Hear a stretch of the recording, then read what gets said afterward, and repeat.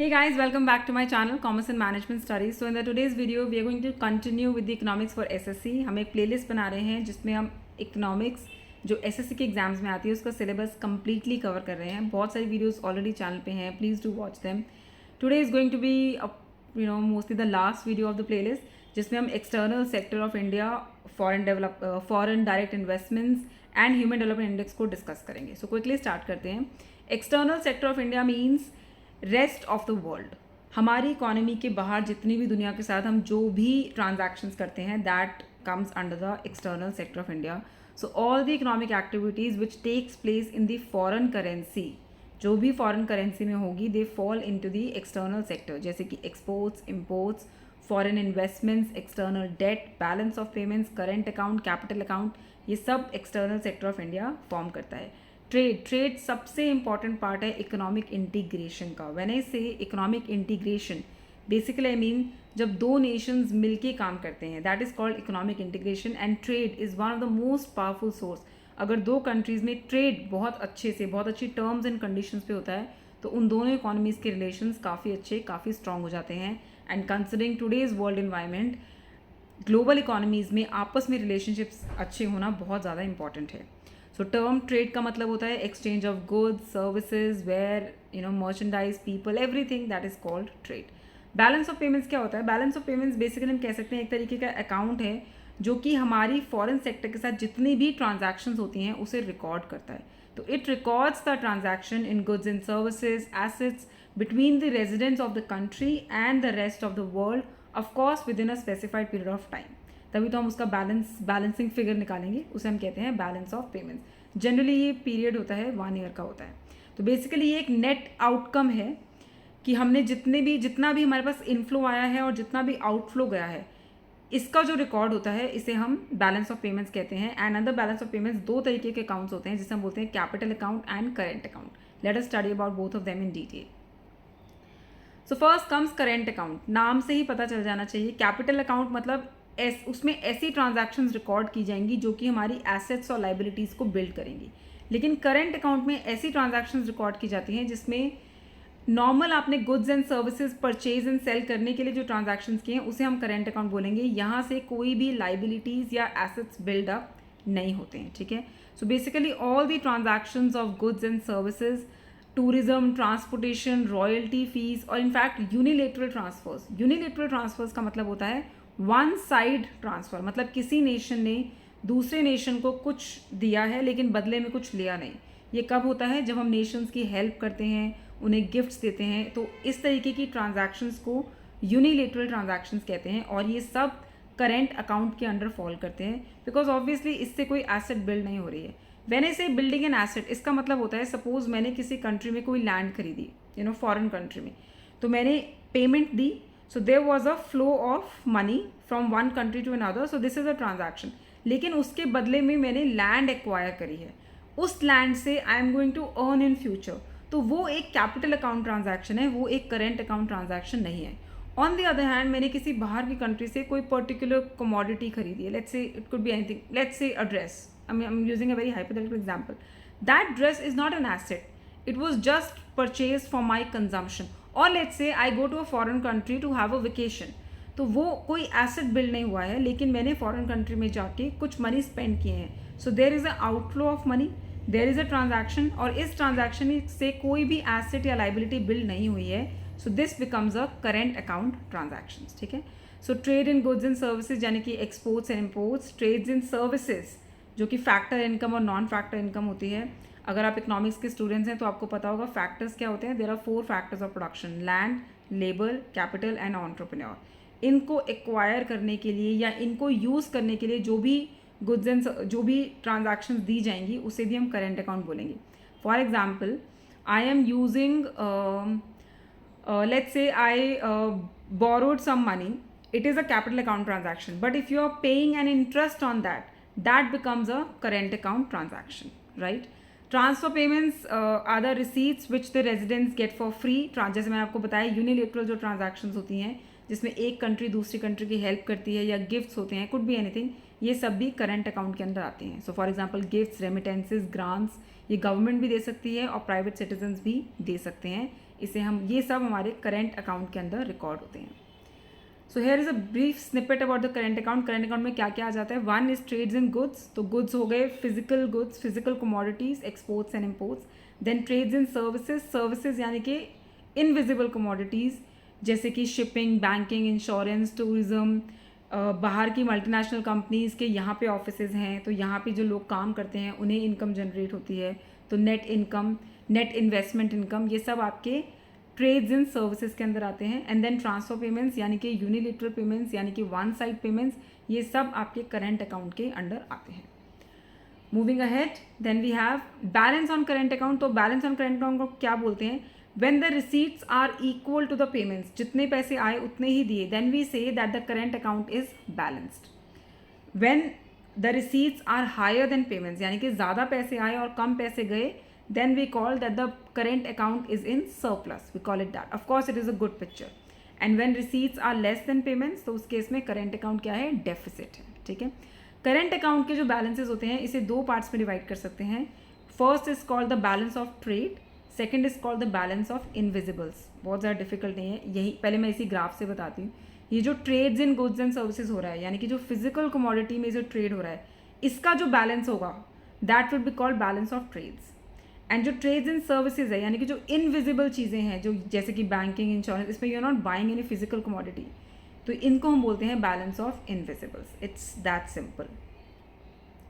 So as you can see over here, balance of trade क्या होता है. It is the difference between the value of exports and the value of imports within a given period of time. ठीक है. तो जब exports होते हैं, सुनने में लग रहा है कि goods बाहर जा रहे हैं, लेकिन foreign currency अंदर आ रही है.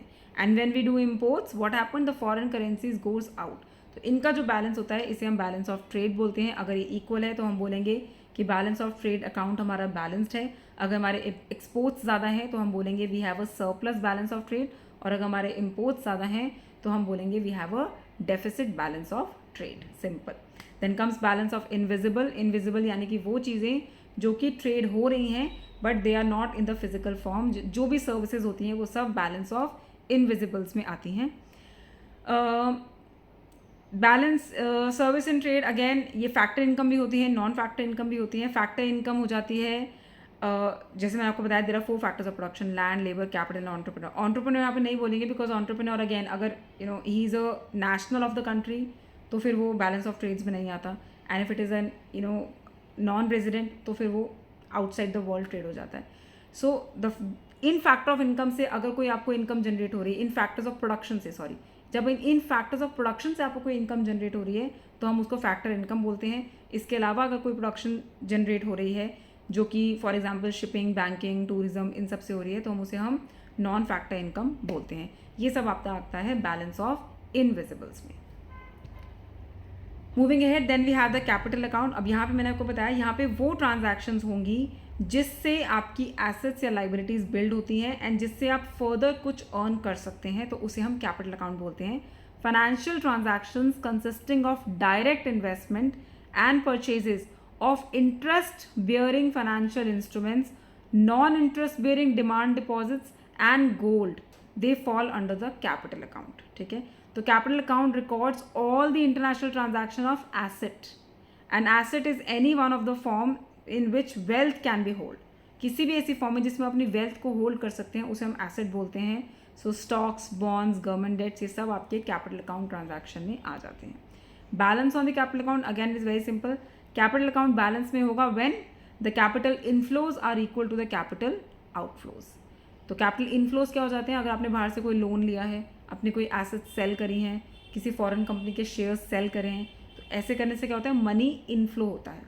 एंड आउटफ्लो क्या हो जाएगा, अगर आपने लोन को रीपे किया है, कोई एसेट्स परचेज करी हैं, किसी फॉरेन कंपनी के शेयर्स परचेज करें, तो वो हो जाता है आउटफ्लो. तो जब इन दोनों में बैलेंस होगा we say that the capital of account is balanced. इसमें हम रिसीट्स को आर से डिनोट कर रहे हैं और पी पेमेंट्स को पी से डिनोट कर रहे हैं. So when the ratio that is R upon P is equal to 1, basically R is equal to P, then we say that the balance of capital account is in balance. Surplus when R is greater than P, या हम कह सकते हैं that are upon P का जो ratio है वो 1 से ज़्यादा है. And unfavourable balance of payment क्या हो जाता है, when receipts are less than payments, या हम कह सकते हैं कि आर अपॉन पी का जो रेशियो है वो 1 से कम है. इन सिचुएशंस में we say that the balance of payments is unfavourable. Okay, moving ahead, exchange rate क्या होता है? So first of all definition of forex. Forex is a process of converting national currency into another currency.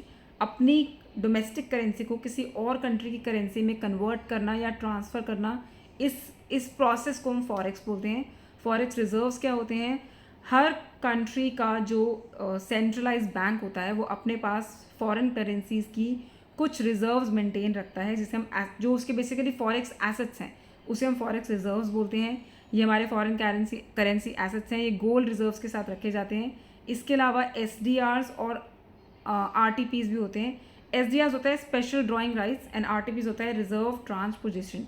इसका मतलब क्या होता है? Basically let's not go into the detail, but जितने भी IMF इंटरनेशनल मॉनेटरी फंड के जितने भी मेंबर्स हैं, इन सब के पास IMF ने इनको कुछ लेवरेज दिया है कि ये IMF से कुछ सपोज IMF अपने सारे मेंबर्स को एक कोटा देता है कि इतने कोटा में आप हमसे लोन्स ले सकते हैं, but in some situations they can exceed the percentage of the Kota.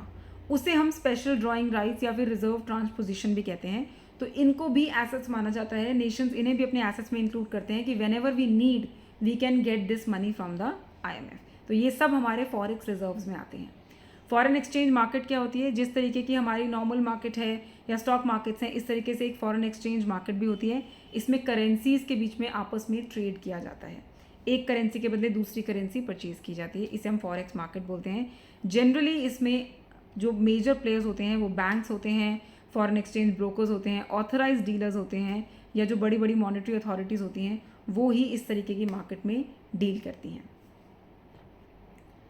तो रेट ऑफ एक्सचेंज बेसिकली अब क्या हो जाता है? Exchange rate is the price of one currency in terms of another currency.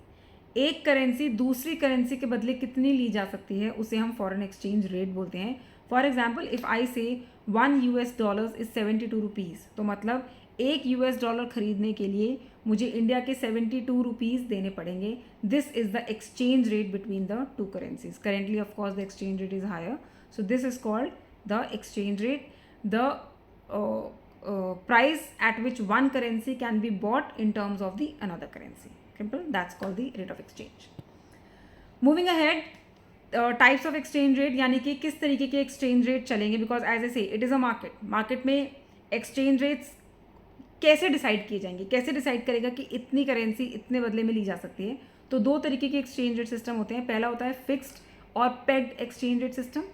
Second is the flexible और floating exchange rate system. Now fixed exchange rate system, नाम से ही पता चल रहा है यहाँ पे क्या होता है? एक्सचेंज रेट हमने फिक्स कर दिया, गवर्नमेंट ने फिक्स कर दिया कि इतने का ही एक्सचेंज रेट है, तो इसके अलावा एक्सचेंज रेट वैरी नहीं करेगा. That is called the pegged exchange rate system.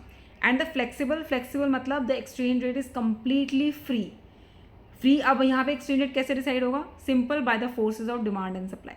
जैसे मार्केट में गुड्स का प्राइस कैसे डिसाइड होता है? अगर किसी प्रोडक्ट की डिमांड ज़्यादा है तो उसके क्या होंगे? प्राइस ज़्यादा हो जाएंगे, और किसी की डिमांड नहीं है तो उसके प्राइस कम हो जाएंगे. सिमिलरली अगर किसी पर्टिकुलर करेंसी की फॉरेन मार्केट में डिमांड बहुत ज़्यादा है तो उस करेंसी की वैल्यू क्या होगी? बढ़ जाएगी. So that is how the exchange rate are decided under the flexible exchange rate system. इसे हम फ्लोटिंग एक्सचेंज रेट भी कहते हैं. Right. Determinants of exchange rate. Exchange rate किन फैक्टर्स के बेसिस पे डिसाइड हो जाता है? या हम जैसे कहते हैं कि the value of rupee has decreased, हम कहते हैं $, एक्सपेंसिव होता जा रहा है. ये कैसे होता है? ये क्यों होता है? तो क्या डिटर्मिनेंट्स हैं? फर्स्ट, सबसे पहला रूल, सिंपल रूल याद करो, इन्फ्लेशन और एक्सचेंज रेट गो ऑपोजिट. अगर किसी कंट्री में इन्फ्लेशन बहुत ज़्यादा है, प्राइसेस बहुत ज़्यादा बढ़ रहे हैं, तो उस करेंसी की वैल्यू ऑटोमेटिकली डाउनवर्ड होती चली जाएगी. Understand the logic behind it. किसी कंट्री में प्राइसेस बहुत ज़्यादा हैं तो उसमें क्या हो रहा है? लोगों की परचेजिंग पावर ख़त्म हो रही है. The purchasing power of that currency is falling. मतलब उस पर्टिकुलर पैसे से अब आप ज़्यादा कुछ नहीं खरीद सकते. तो when the purchasing power of that currency is falling, so that means उसका एक्सचेंज रेट ऑटोमेटिकली फॉल कर जाएगा. मतलब दूसरी करेंसीज कंपेरेटिवली एक्सपेंसिव हो जाएंगी as compare to that currency. So inflation and exchange rate are simply inversely related. Right. Second आ जाता है पब्लिक डेट. पब्लिक डेट में क्या होगा? Large public debts are driving out foreign investors. अगर किसी कंट्री के पास किसी कंट्री का डेट बहुत ज़्यादा है तो उस केस में क्या होगा? फॉरेन इन्वेस्टर्स बाहर निकल जाते हैं. So that leads to again inflation, और उससे फिर क्या हो जाएगा, exchange rate again will become lower. Current account deficit. Current account deficit का मतलब क्या है, आपकी पेमेंट्स ज़्यादा हैं और रिसीट्स कम हैं. इससे क्या हो रहा है कि आपको ज़्यादा पैसे देने हैं बाहर के लोगों को, तो आपको फॉरेन करेंसी ज़्यादा चाहिए, आप उसकी डिमांड ज़्यादा कर रहे हो, तो फॉरेन करेंसी और एक्सपेंसिव होती चली जा रही है और आपकी करेंसी और डिटोरिएट होती चली जा रही है. So exchange rate again lowers. Again recession. Recession में क्या हो जाता है, इंटरेस्ट रेट्स बहुत ज़्यादा कम हो जाते हैं. जब इंटरेस्ट रेट्स कम होते हैं तो बाहर के जो इन्वेस्टर्स हैं वो हमारी इकोनॉमी में इंटरेस्टेड नहीं होते हैं इन्वेस्टमेंट्स करने के लिए, वो आपकी कंट्री में इन्वेस्टमेंट्स नहीं करेंगे. तो बाहर से क्या होगा, फॉरेन कैपिटल का इनफ्लो एक तो कम हो जाएगा. इनफैक्ट ऐसा भी हो सकता है कि फॉरेन कैपिटल बाहर निकलना शुरू हो जाए. People, the foreign investor will start drawing out their money. इससे अगेन हमारी करेंसी डेप्रिशिएट हो जाएगी, क्योंकि हमारी करेंसी की value, basically what is happening, foreign investors ने हमारी कंट्री में से पैसे निकालने शुरू कर दिए. That means they are selling our securities. When they are selling our securities मतलब हमारी जो करेंसी है उसकी सेल बहुत ज़्यादा है मार्केट में, लेकिन उसकी डिमांड शायद उतनी नहीं होगी. तो किसी भी प्रोडक्ट का अगर सप्लाई बहुत ज़्यादा है और डिमांड नहीं है तो उसकी वैल्यू ऑटोमेटिकली कम होती चली जाती है. These are the determinants of exchange rate. तो basically when the economy is not performing very good, debt बहुत ज़्यादा है, करेंट अकाउंट में डेफिसिट है, रिसेशन चल रहा है, इन्फ्लेशन है, तो ये सब चीज़ें हमारी करेंसी की वैल्यू को डेटोरिएट करते हैं और एक्सचेंज रेट यानी कि फॉरेन मार्केट में करेंसी डीवैल्यूएट होती है. राइट. कुछ टर्मिनोलॉजीज. अप्रिसिएशन मतलब आपकी जो कंट्री, आपकी जो करेंसी है उसकी वैल्यू बढ़ रही है. फॉरेन मार्केट में उसकी डिमांड ज़्यादा है. जब आपके एक्सपोर्ट्स ज़्यादा होते हैं और इम्पोर्ट्स कम होते हैं तो आपकी करेंसी की वैल्यू अप्रिशिएट होती है. क्यों? क्योंकि आप एक्सपोर्ट ज़्यादा कर रहे हो, बाहर की कंट्रीज़ को आपको पैसे देने हैं, अब वो आपको पैसे देंगे आप ही की करेंसी में, तो फॉरेक्स मार्केट में आपकी करेंसी की डिमांड बढ़ेगी. And when then demand increases automatically उसकी वैल्यू इंक्रीज हो जाती है. Depreciation, it's the opposite of it. Depreciation में क्या हो रहा है, लेट्स से आपके एक्सपोर्ट्स कम है पर आपके इंपोर्ट्स बहुत ज़्यादा हैं. आपके इंपोर्ट्स बहुत ज़्यादा हैं तो आप क्या करोगे, आप बाहर की फॉरेन करेंसी को ज़्यादा डिमांड करोगे. जब आप उनकी डिमांड ज़्यादा रखोगे तो ऑटोमेटिकली उनकी वैल्यू बढ़ती चली जाएगी और आपकी कंपेरेटिवली रिलेटिवली वैल्यू कम होती चली जाती है. Now appreciation and depreciation you have understood. Appreciation is going up and depreciation is going down. Devaluation and revaluation is also the same thing, but here the government is interfering. यहाँ पे government आके purposefully ऐसा करती है. तो devaluation क्या होगा, now here the domestic currency is cut down by the government in relation to the any other foreign currency. इसे हम बोलेंगे devaluation of the. तो बेसिकली अप्रिसिएशन और डेप्रिसिएशन फ्री मार्केट फोर्सेस की वजह से हो रहा है, लेकिन डीवैल्यूएशन और रीवैल्यूएशन गवर्नमेंट की इंटरफेरेंस की वजह से हो रहा है. गवर्नमेंट को कभी कभी depending on the situations of the market अपनी करेंसी को डीवैल्यूएट भी करना पड़ता है. ये कब होगा, जैसे मैं आपको बता देती हूँ. For example, I am taking a very hypothetical situation. किसी पर्टिकुलर करेंसी की वैल्यू बहुत ज़्यादा बढ़ गई है मार्केट में, तो उससे क्या होगा, वो करेंसी बहुत एक्सपेंसिव हो गई है. तो people, the rest of the world will not want to buy that foreign currency because it has become very expensive. तो हो सकता है इसकी वजह से उस कंट्री के एक्सपोर्ट्स गिरने शुरू हो जाएं, क्योंकि एक्सपोर्ट्स करने के लिए the rest of the world will need that currency, but that currency is very expensive. People are not able to afford it. Rest of the world is not able to afford it. In that case the government may come and interfere and devaluate its currency by its own, so ताकि उसके exports पे impact ना आए. So this is called devaluation and revaluation is the opposite. यहाँ पे again government अपने exchange rate को बढ़ाती है इस कंपेयर टू फॉरेन करेंसी. ये एक रिस्की है, this step is risky, but कभी कभी गवर्नमेंट इस तरीके के स्टेप्स भी ले सकती है. So that is the only difference between appreciation, depreciation and devaluation and revaluation. Alright, moving ahead. Important terms, soft currency, hard currency, cheap currency. बहुत ज़्यादा डिटेल में अगेन इन टर्मिनोलॉजीज में जाने की जरूरत नहीं है. I do not really hope that a question might come, but still we should know about them. Soft currency क्या होता है, ऐसी करेंसी जो कि ईजिली अवेलेबल है फॉरेन मार्केट में. तो इन वेरी सिंपल टर्म, जो डोमेस्टिक करेंसी होगी वो ऑब्वियसली हमारे लिए बहुत ईजिली अवेलेबल होगी. For example, rupee is a soft currency in the Indian foreign market. India की जो फॉरेक्स मार्केट है वहाँ पे इंडियन रुपी तो बहुत ईजिली मिल जाएगा, तो वो होता है soft currency. Any currency that is easily और readily available in the forex market. Hard currency और सेफ हैवन करेंसी, और हम कह सकते हैं स्ट्रॉन्ग करेंसी. ये वो करेंसी है जो कि ग्लोबली ट्रेडेबल है, ग्लोबली आप इसे यूज़ कर सकते हो as a store of value. मतलब ये स्ट्रॉन्ग करेंसी इसलिए है कि बहुत ज़्यादा लिक्विडेबल है, इसे कहीं भी जाके आप यूज़ कर सकते हो, इस तरीके की करेंसी। तो जो जितनी भी जो वर्ल्ड की टॉप करेंसीज हैं जैसे कि US dollar, euro, pound, Japanese yen, ये सब हार्ड करेंसीज मानी जाती हैं बिकॉज ये ऑल ओवर द वर्ल्ड चलती हैं। ऑल ओवर द वर्ल्ड आप इनमें ट्रांजैक्शंस कर सकते हो। Then comes cheap currency. Cheap currency it was a term coined by JM Keynes. ये क्या होता है? When the government starts repurchasing its bond before the maturity. अब देखो, गवर्नमेंट ने अपने बॉन्ड्स बेचे थे और गवर्नमेंट ने बोला, बॉन्ड्स बेचने का क्या मतलब होता है? बॉन्ड्स गवर्नमेंट तब देती है जब गवर्नमेंट लोगों से पैसे लेना चाहती है। बेसिकली गवर्नमेंट चाहती है कि लोगों के हाथ में पैसे कम हो, तो गवर्नमेंट ने लोगों से पैसे ले लिया और उनको बॉन्ड्स दे दिए और बोला कि 10 साल बाद ये मैच्योर हो जाएंगे। लेकिन 10 साल से पहले ही गवर्नमेंट ने उन बॉन्ड्स को government has started calling back the bonds and government has started repurchasing its bond and giving people the money. तो मनी क्या होगा? इकोनॉमी में वापस से फ्लो कर जाएगा। उस तरीके की करेंसी को चीप करेंसी या चीप मनी बोला जाएगा। Basically it is a poor sign in the form of the government. वो सिचुएशन है कि यहाँ पे इसका मतलब इकोनॉमी अच्छे से परफॉर्म नहीं कर रही है and government has to come and interfere and give the money in the hands of the people, then that is called cheap money और we can say cheap currency. ठीक है, ये बेसिकली वो पीरियड है, इस टाइम पे recession चल रहा है, तभी ऐसा होता है जब गवर्नमेंट अपने बॉन्ड्स मेच्योरिटी से पहले ही खरीदती है। जब इकोनॉमी बहुत लोअर साइड पे जा रही है, चीप करेंसी है, रिसेशन चल रहा है, इंटरेस्ट रेट्स बहुत ज़्यादा गिर गए हैं, इस सिचुएशन में आके जब गवर्नमेंट ये स्टेप लेती है तो उस इनफ्लो ऑफ मनी को हम चीप करेंसी बोलते हैं। Then comes hot currency. Hot currency क्या होता है? Hot currency is a term of the forex market and it's a temporary name for a hard currency. Basically when any hard currency is exiting from any economy at a fast pace. ना मैंने आपको बताया hard currency क्या होता है? वो currency जो बहुत ही ईजिली लिक्विडेबल है, लेकिन आपके फॉरेक्स मार्केट से वो करेंसी बहुत जल्दी बाहर जा रही है। ऐसा कब होगा? ऐसा तब होगा जब आप उस कंट्री पे बहुत ज़्यादा डिपेंडेंट हैं, उस कंट्री से बहुत ज़्यादा इंपोर्ट्स आपके ऊपर आ रहे हैं। अब जब बहुत ज़्यादा इंपोर्ट्स आएंगे तो आप क्या करोगे? आपको उस करेंसी की ज़रूरत पड़ेगी। आप फॉरेक्स मार्केट में उस करेंसी की बहुत ज़्यादा डिमांड करोगे और यूज़ करते जाओगे और देते जाओगे, तो वो करेंसी आपकी मार्केट से बाहर जा रही है, कम हो रही है, तो इस केस में हम बोलते हैं it has become a hot currency. ये एक टेम्प्रेरी टर्मिनोलॉजी है, ऐसा परमानेंट नहीं होता है, ऐसा एक फेस आता है। So this is a temporary terminology. Then comes heated currency. ये this will again come in relation to the hot currency only. अब एग्जाम्पल से समझते हैं। फॉरेक्स मार्केट है हमारा, यूएस से बहुत ज़्यादा इंपोर्ट आ रहा है, तो यूएस डॉलर की डिमांड बहुत ज़्यादा हो रही है, तो यूएस डॉलर हमारे फॉरेक्स रिजर्व से बहुत ज़्यादा बाहर जा रहा है, तो US dollar has become a hot currency.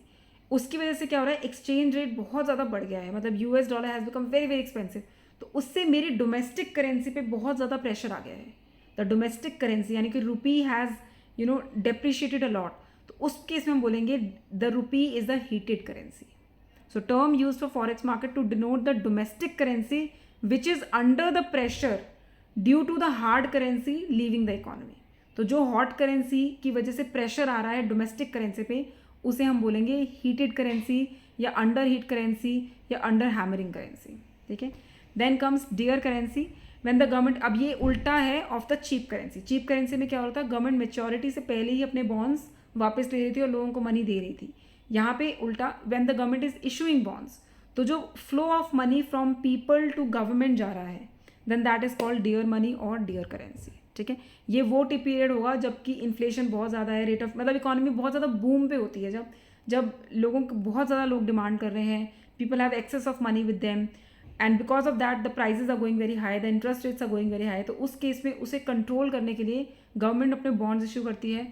Bonds issue करने से लोगों के हाथों से पैसा गवर्नमेंट के हाथ में आ जाता है, तो it is that period when the rate of interest are very high, it is very costlier and government wants to control it. तो उस केस में इन स्टेप्स को जब लिया जाता है तो वो currency, the flow of currency from people to government, that will be called dear currency. Alright, moving ahead, let's talk about foreign direct investments. Foreign direct investment एक ग्लोबल इकोनॉमी का बहुत ही इंपॉर्टेंट पार्ट है। जब एक country दूसरी country में direct investment करती है तो वो अपनी कंट्री को तो ग्रो कर ही रही है, बट दूसरी कंट्री के डेवलपमेंट में भी इंपॉर्टेंट रोल प्ले कर रही है। फॉरेन ट्रेड और फॉरेन डायरेक्ट इन्वेस्टमेंट्स बहुत ही क्लोजली रिलेटेड है। एफडीआई बेसिकली क्या होता है? जब कोई भी फॉरेन कंट्री किसी दूसरी कंट्री में इन्वेस्टमेंट्स कर रही है and they are getting some degree of control या मैनेजमेंट, तो इसे हम बोलेंगे foreign direct investments and it is very healthy. Right. It corresponds to the investments made by the multinational enterprises. बाहर की बड़ी बड़ी MNCs जब यहाँ पे आके ऑफिसेज सेटअप करते हैं, यहाँ पे आके प्रोडक्शन हाउस सेटअप करते हैं, that is called foreign direct investments. ये शेयर्स में इन्वेस्ट करना, जब कोई फॉरेन प्लेयर हमारे शेयर्स में इन्वेस्ट कर रहा है, तो that is not foreign direct investments, because they are investing in the shares because they want to make a profits out of it. So that is different. Direct investments is investment in some physical form. Let it call like that.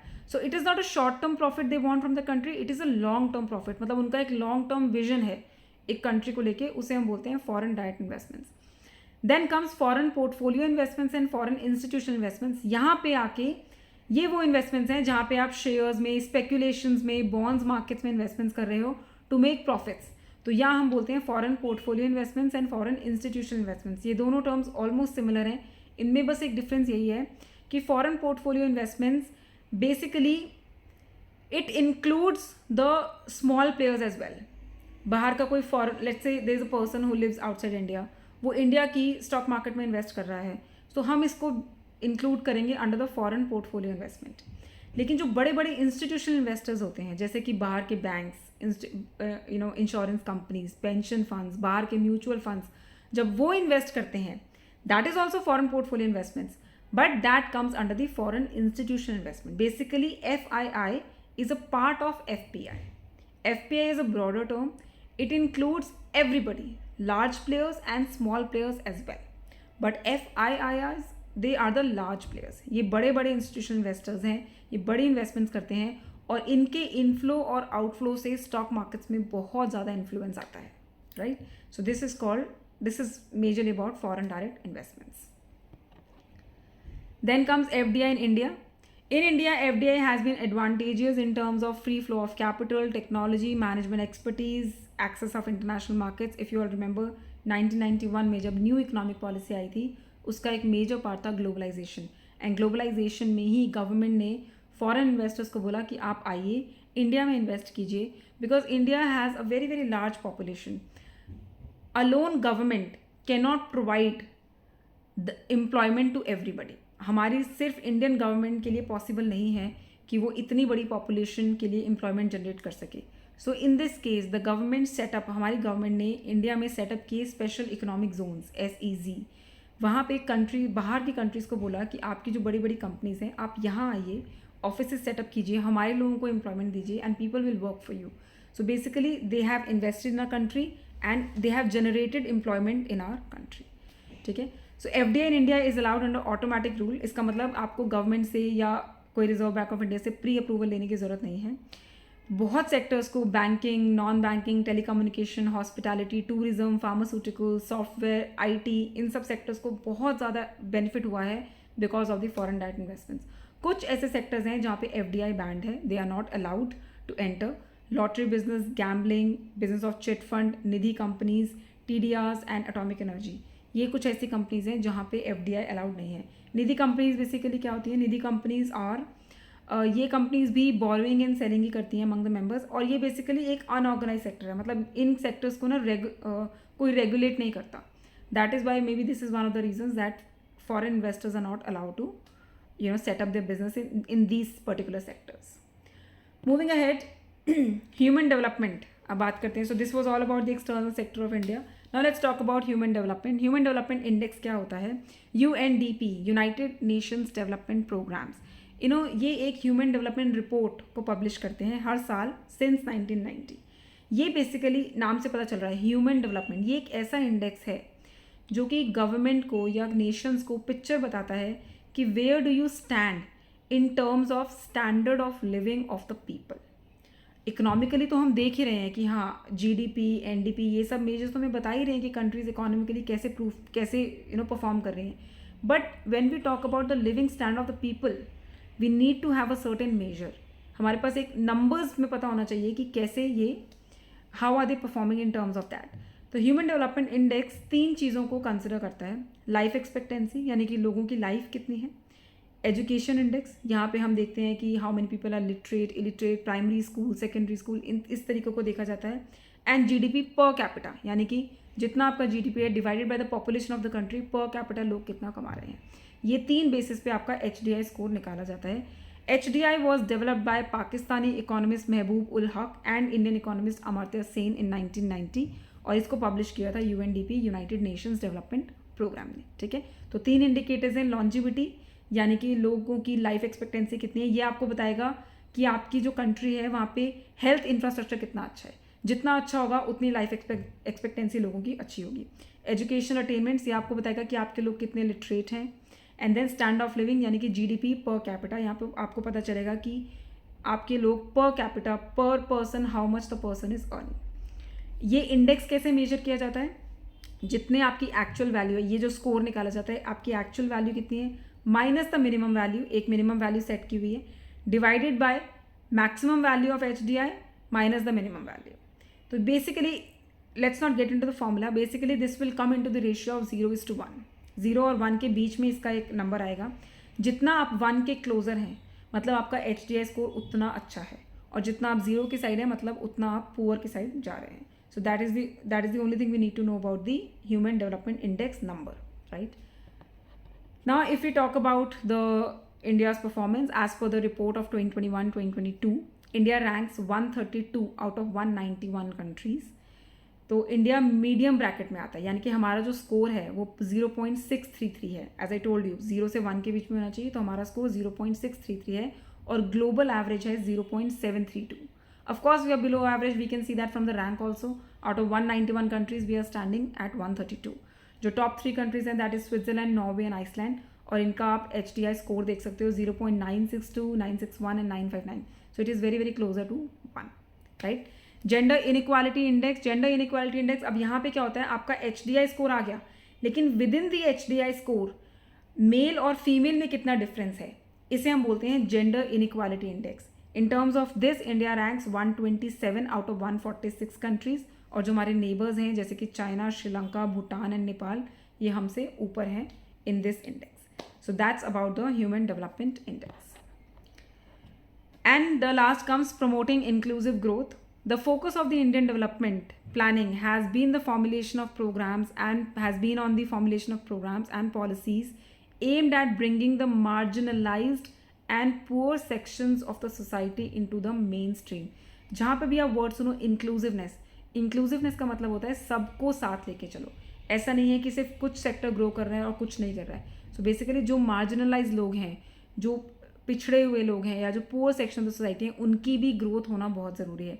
That is why in India we have so much of SC/ST reservations and OBC reservation. This is a part of promoting inclusive growth. The Pradhan Mantri Jan Dhan Yojana, which was launched in August 2014, the RuPay card, ये कुछ important schemes हैं जो कि financial inclusion को promote करते हैं. ये schemes complementary हैं. ये achieve the main objective is financial inclusion. Insurance penetration, मतलब insurance should reach to the lowest bottom sector, to the lowest bottom level. And digitalization, मतलब everybody should have access to technology. The government of India has always given priority to employment generation, employment improvement.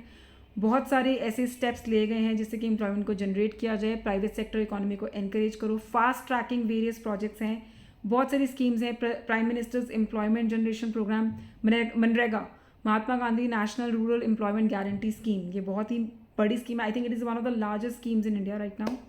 पंडित दीनदयाल उपाध्याय ग्रामीण कौशल्य योजना, दीनदयाल अंत्योदय योजना, national urban livelihood mission, ये बहुत सारी ऐसी schemes हैं जो कि फाइनेंशियल इंक्लूजन के फंडामेंटल के बेसिस पे ही बनी हुई हैं. So that's it. This was about the complete economics for SSC. I hope I have covered most of the syllabus.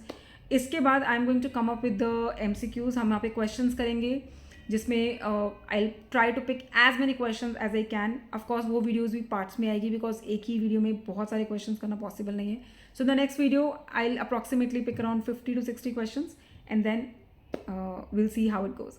So till then keep learning and please let me know in the comment section how did you like the video. Thank you so much.